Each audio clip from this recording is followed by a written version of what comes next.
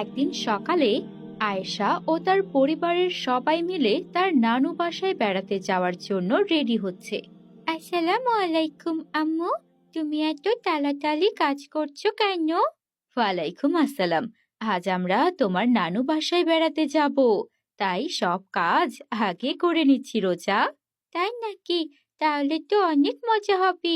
কতদিন নানুর বাসায় যাই না। হ্যাঁ মা, অনেক দিন হলো তোমার নানু বাসায় যাওয়া হয় না, তাই আজ আমরা সবাই মিলে যাব। রোজা খুশিতে একবার মিজকাতের রুমে যায়, একবার আয়শার রুমে যায়। আপু, আমরা নানু বাসায় বেড়াতে যাব। হ্যাঁ রোজা, আমরা সবাই নানু বাসায় বেড়াতে যাব।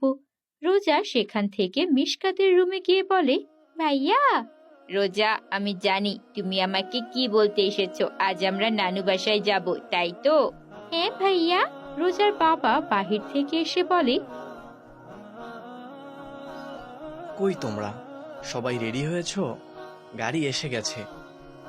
তারা সবাই রেডি হয়ে গাড়িতে গিয়ে বসে। রোজা যেতে যেতে বলে, আপু দেখো বাহিরে কত সুন্দর গাছপালা, তাই না? রাস্তাটা অনেক সুন্দর। হ্যাঁ রোজা, মাশাআল্লাহ, আল্লাহর সৃষ্টি অনেক সুন্দর। তার সৃষ্টির কোনো তুলনা হয় না। ভাইয়া দেখো, পাখিগুলো কি সুন্দর আকাশে উড়ছে। আমিও যদি উড়তে পারতাম। রোজার কথা শুনে সবাই হাসতে লাগলো। কথা বলতে বলতে তারা নানু বাসায় চলে আসে। আয়েশা, রোজা, মিশকাত গেটে নক করে। আয়েশার নানু ভাই গেট খুলে দেয়। তারা সবাই সালাম দেয়। আসসালামু আলাইকুম নানু ভাই। ওয়ালাইকুম আসসালাম। আমি তোমাদের জন্য অপেক্ষা করছিলাম। কতদিন তোমাদের দেখি না। আয়েশার বাবা মা ও মিশকাত রোজা সহ ভিতরে যায়। তারা একটা রুমে গিয়ে বসে। অন্যদিকে আয়েশার বাবা মা তার নানি সহ গল্প করে। আসসালামু আলাইকুম মা, আপনি কেমন আছেন? আলহামদুলিল্লাহ, ভালো আছি। রোজা তার বোনের সাথে বসে রেস্ট নেওয়ার সময় তার চোখে জানালার বাহিরে বাগানটি দেখতে পায় আর বলে ওঠে, আপু দেখো বাহিরে কি সুন্দর বাগান। সে বলে দৌড় দেয়। আয়েশা ও মিশকাত তার পেছন পেছন যায়। রোজা আস্তে, পড়ে যাবে। তারা সেখানে দেখতে পায় অনেক সুন্দর ফুল, পাখি। রোজা ফুলের সাথে প্রজাপতির পিছন পেছন যায়। সে দেখতে পায় একটি আম গাছের আম পেকে আছে। আপু দেখো, আম গাছে আম পেকে আছে। মাশাআল্লাহ, অনেক সুন্দর দেখতে হয়েছে আমগুলো। মিশকাত তাদের কাছে এসে বলল, তোমরা কি আম খেতে চাও? রোজা ও আয়েশা বলে, হ্যাঁ ভাইয়া, আমরা আব্বু আম্মুর জন্য নিয়ে যাব। তাদের কথা শুনে মিশকাত একটি লাঠি দিয়ে আম গাছটি থেকে আম পাড়ে। রোজা ও আয়েশা আমগুলো একটি ব্যাগে করে নেয়। আপু চলো, আমরা এখন আমগুলো নিয়ে বাসায় যাই। আপু আম্মু দেখলে অনেক খুশি হবে। তারা অনেক খুশি হয়ে আমগুলো নিয়ে বাসায় যায়। সেখানে আয়েশার বাবা মা ও নানি সহ তারা গল্প করছে। নানু ভাই দেখো, তোমার গাছ থেকে আমরা অনেক আম পেড়েছি। তাই নাকি? অনেক ভালো করেছো। তোমরা ছাড়া এই আম গাছের আম কে খাবে? আমি বুড়ো মানুষ, অত খেতেও পারি না। মাঝে মাঝে আশেপাশের মানুষকে দেই। তারা সবাই ফ্রেশ হয়ে খাবার টেবিলে বসে খাবার খায়। ঠিক তখনই আয়েশার বাবা তার নানু ভাইকে জিজ্ঞেস করে, মা, এখানে ঘুরতে যাওয়ার মতো সুন্দর কোনো জায়গা নেই? ভাবলাম ঘুরতে যেহেতু এসেছি, আয়েশা, রোজা, মিসকাতকে নিয়ে একটু বাহিরে ঘুরে আসি, ওদের ভালো লাগবে। এখানে আর কোথায় যাবে বাবা? তবে সমুদ্রের কাছে একটা দ্বীপ আছে, ওটা দেখতে অনেক সুন্দর, অনেকেই দেখতে যায়। রোজা, মিশকাত ও আয়েশা বলে ওঠে, ঠিক আছে, তোমরা খাওয়া দাওয়া শেষ করে নাও, আমরা ঘুরতে যাব। তারা সবাই অনেক খুশি হয়। তারা সবাই মিলে সমুদ্রে যায়। আয়েশার বাবা দেখতে পায় নৌকাতে একটি লোক বসে আছে। তিনি লোকটিকে বলেন, আসসালামু আলাইকুম। চাচা, এখানে সমুদ্রে নাকি একটা দ্বীপ আছে, আমরা সেখানে ঘুরতে যেতে চাই। আপনি কি আমাদের নিয়ে যাবেন? অবশ্যই বাবা, আমি তোমাদের নিয়ে যাব। তারা সবাই মিলে নৌকাতে গিয়ে বসে। আয়েশার বাবা বলে, মিসকাত, বাবা তুমি সাবধানে বসো। রোজা নৌকাতে বসে পানি হাতে নিয়ে বলছে, আপু আপু, দেখো কত সুন্দর পানি। তারা মজা করতে করতে সমুদ্রের অর্ধেক পর্যন্ত চলে যায়। হঠাৎ করে আকাশ অন্ধকার হয়ে ওঠে।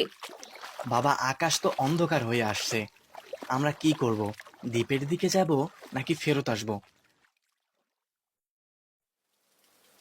এর মধ্যে হঠাৎ করে ঝড় ওঠে আর রোজা নৌকা থেকে পানিতে পড়ে যায়। বাবা, আমাকে বাঁচাও! আপু, আমাকে বাঁচাও! ভাইয়া, আমাকে বাঁচাও! রোজা এই বলে ডাকতে থাকে। পানিতে হাবুডুবু খায় আর সে পানির অনেক গভীরে চলে যায়। আয়েশার বাবা আয়েশা ও মিশকাত সেখানে খুবই হতাশ হয়ে কান্না শুরু করতে থাকে। আল্লাহ, এটা কি হয়ে গেল? আমার চোখের সামনে আমার সন্তান সমুদ্রে পড়ে গেল, আমি কিছুই করতে পারলাম না। আয়েশা বলতে থাকে, রোজা বোন আমার, ফিরে আসো, এটা কি হয়ে গেল? আমাদের চোখের সামনেও পড়ে গেল। মিশকাত সেখানে নিজেকে শক্ত রেখে বলতে লাগলো, বাবা তোমরা হতাশ হইও না, আমরা বরং আল্লাহকে ডাকি, তিনি কাউকে খালি হাতে ফিরিয়ে দেবেন না। হঠাৎ করে ঝড় থেমে যায়। তারা দ্বীপের দিকে নেমে যায়।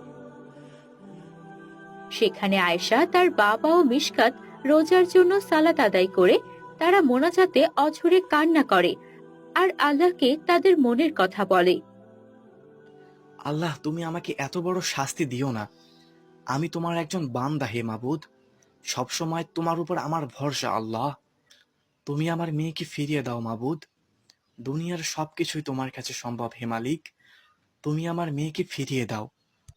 অন্যদিকে আয়েশা মোনাজাতে বলতে থাকে, আল্লাহ তুমি সর্বশক্তিমান, আমার বোনকে ফিরিয়ে দাও। আমরা কিভাবে খালি হাতে মায়ের কাছে গিয়ে বলবো?